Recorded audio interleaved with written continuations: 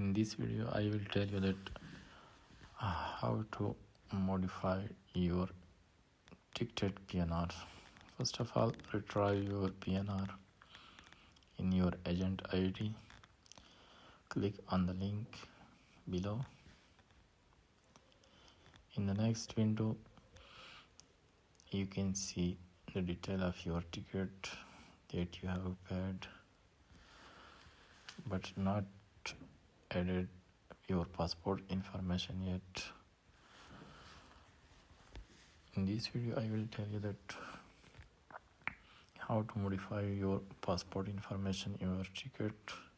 Click on the modified guest information option. In the next window you can see some blanks.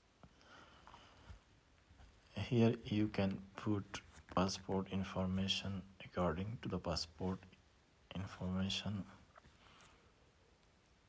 passport number, expiry date, date of birth, and the country from where you have issued the ticket and the country where you belong from. Now update your information, return to booking. Now you have updated your passport information successfully. Thank you for watching the video.